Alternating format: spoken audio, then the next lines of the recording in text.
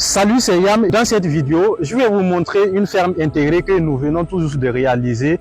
Ici, on fait de la pisciculture, qui est l'élevage des poissons, intégré à l'agriculture où on fait plusieurs cultures et on compte ajouter d'autres types d'élevage comme la volaille. Là, on a un groupe dont la puissance est de 8 caviars pour faire fonctionner les installations de la ferme. Là, on a un grand magasin qui va nous servir de stockage, les matériels de la ferme. On a aussi l'installation solaire ici à l'intérieur, donc on a des panneaux solaires juste sur le toit. On a aussi des batteries ici avec onduleurs de 3 caviars qui vont généralement prendre le relais des installations du groupe pendant la nuit. Ici aussi dans ce magasin, on veut stocker des oignons. Donc des oignons qu'on va conserver pendant des mois pour ensuite les revendre. Là, on a les toilettes pour le personnel de la ferme. Et ici, on a le premier dortoir du personnel et aussi un grand bassin de stockage d'eau pouvant stocker jusqu'à 225 mètres cubes qui va servir pour l'arrosage des plantes. On a une villa bien équipée pour le promoteur de la ferme, pour les rencontres privées ou des sessions privées à la longue.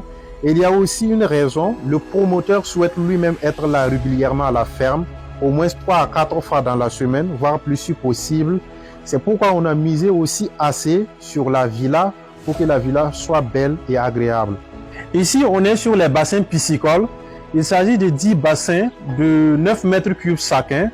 Donc, on élève ici principalement des tilapias, mais on compte ajouter le poisson clarias, autrement appelé le silure, ou poisson chat africain. On a aussi un bas-fond de stockage d'eau. On peut puiser aussi cette eau pour arroser les légumes qu'on a plantés ici ou bien sûr d'autres types de cultures qu'on compte ajouter. Des bassins piscicoles hors sol construits en briques, mais pas trop grands. On peut facilement remplir le bassin. On peut facilement manipuler les poissons. Lors de la vidange, c'est très rapide. Et comme on élève des tilapias, on a une faible densité par bassin, vu qu'on a des bassins de 9 mètres cubes chacun. Déjà, depuis l'empoisonnement, en espace de 22 jours, on a de très bons résultats. Les poissons évoluent très vite. On a un très bon système d'oxygénation, donc ils gagnent presque 2 grammes par jour, ce qui est très bien pour les tilapias. J'en profite pour vous dire que quand vous voulez élever les tilapias, il vous faut une très bonne installation.